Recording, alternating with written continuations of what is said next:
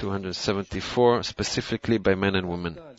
Specifically by men and women, a fetus is born, whereby from a male only or from a female only, it is no offspring can come up. And by morals, male is called the force of bestowal, and a female the force of reception. About offsprings or derivatives, meaning good deeds that will have spirit of life in them. Rav, meaning if we take man only, then man also has a feminine part, being his desire to receive, and this part, the desire to bestow, he needs to develop. And later on in the chibur between the desire to receive and the desire to bestow, within him, within one person, also he can perform the acts of his own correction. Not necessarily needs to have someone or not. It belongs to each and every person, man, woman, and every one of us has that part of the desire to receive and the part that we can develop, the desire to bestow, and accordingly advance. It's for each and every one. Because as we learned from the study of the 10 Sefirot, that from the incorporation or integration of the breaking of the vessels during the breaking is included with every proximate part, hence we can do corrections, everyone within himself. However, in order to be included with everyone, then there is a process here. Thereby in this process, we are also included with a man between us, female, and men and women, accordingly, from the family, all kind of connections of all types, and until the whole of humanity will join into one kli. So, we should see it both in an individual and a more general manner, and also in a complete and all-encompassing manner. Article. Hence, when a person has a force of bestowal by himself, then he has no exertion. And there's a rule. According to the exertion, so is the reward. And since he has the force of bestowal by himself, anyhow, then he's lacking the exertion. And if there's no exertion, one cannot be rewarded with the light of the Lord. As I just said, you have not labored and you found, do not believe. And if he has only the force of reception and no sparks of bestowal, he can no longer make a choice of not taking the bad and choosing the good, because he cannot tip the scale for a scale of merit. Hence, specifically at the time where both forces are equal, meaning the force of bestowal and the force of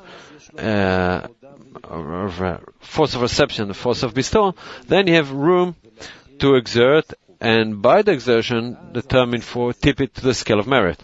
And then by this deed, tipping to the scale of merit, this is called a fetus, meaning that the Creator gives the spirit of life by this deed. And this is called every place I'll mention my name, I'll come to you and bless you.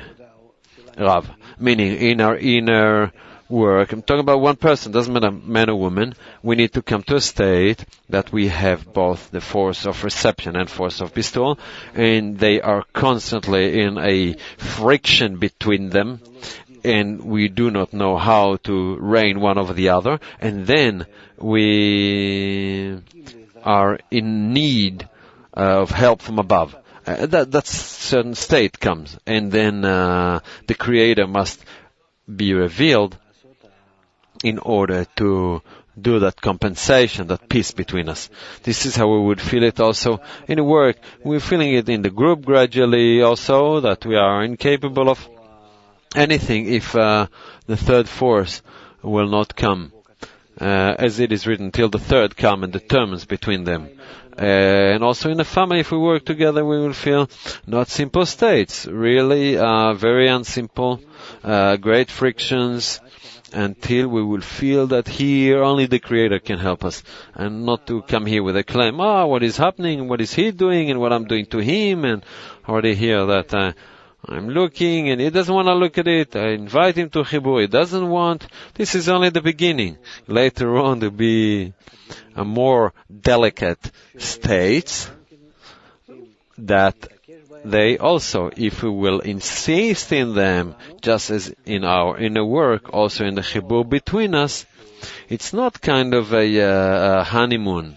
It's truly work. Yeah, that at its end, it is revealed that no one can help us. We are truly in a spiritual collapse between us as much as we are trying, hugging each other. Nothing. And then only the Creator can do it. And then He is revealed. Meaning we are advancing in a non-simple path. It's not all beautiful and good. However, if we are constantly receiving support from the environment, from the studying, and questions, answers, yes, then constantly we can shake ourselves, grip onto that right angle so that we can see the situation as there's none us but Him. The Creator is good that does good, and each and every moment in our life He brings us the opportunity to advance towards Him. This is basically the goal. I'm sorry to say, but the goal is not to get married and bring kids and to serve the husband a nice dinner, etc. Yes? Tell him that. Yes, that there is a more exalted goal, being the revelation of the Creator to the creature in this world, and this is what we need to come to. Here we can assist one another, and gradually to understand that the Creator set those obstacles before us. And the husband isn't at fault here, or the wife. There's no one, rather, I have a business with him. Truly. And here, in my relationship with my husband, I specifically scrutinize, decipher my ego, to what extent I can raise above it, to what extent I can play with it, because it is before me. That's it. And here, as it is before me, the more I get rid of it, the more I ascend above it, the more I can connect to my husband. And as much as I don't ascend, I can't connect. And when I start connecting to Him, on the one hand, I succeed of disconnecting myself and connecting Him. On the other hand, again, there's some malfunctioning. Why malfunctioning? Because I forgot the Creator that should dwell between us. And accordingly, constantly is the work until everything gels together or connects together. Well, this is an inner psychology, and there are many discernments here that we all have to undergo. But this is already the correction of the soul. Maybe we'll talk about it, no? What topic would you like us to talk about? Well, what's the most urgent after our conversation? Inner work, of course. How am I identifying in my husband?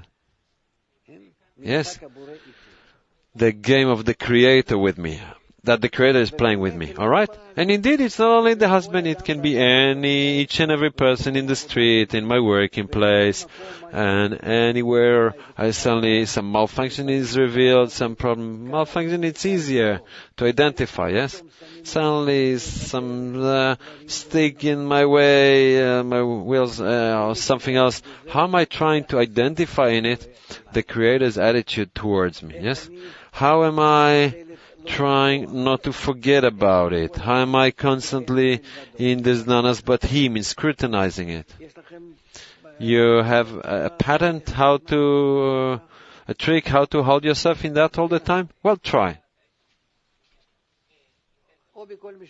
Or in each and every family. You can talk about it, you can disclose that. It's now, what is it, like spiritual states versus our corporeal things? Every family is the same. How do I discover in my husband or every person I bump into the relationship, the attitude of the Creator towards me?